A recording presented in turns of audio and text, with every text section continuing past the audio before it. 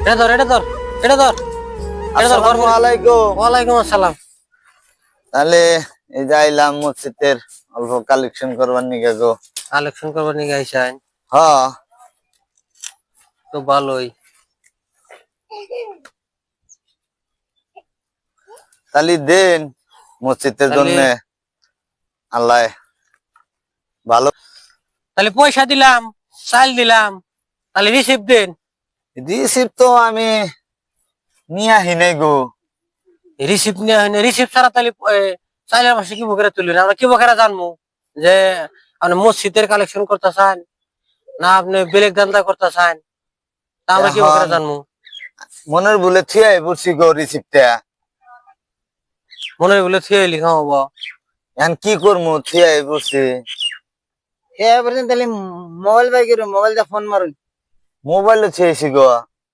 তাহলে এইভাবে কতদিন ধরে ফাং ফুং করতেছেন?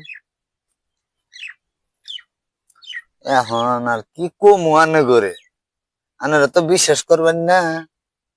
থুয়াইছি মনের ভুলে। সিআই লিখাম হবো। থুয়াইলাম গো, থুয়াইছি ভুলে গেছি গা। এই স্বভাবটা আমি কতদিন ধরে ব্যবহার আরম্ভ করছেন স্বভাবটা? আর কয়দিন আর ফাং ফুং করে খামু, আজকে আমার ফাইসা গেছি, আজকে আমার রক্ষা নাই আমার। তাহলে এই ব্যবসা কতদিন ধরে করেন আপনি? 8-10 বছর হয় গো। ধরে আনছে, ধরে আনে বান্ধিমু।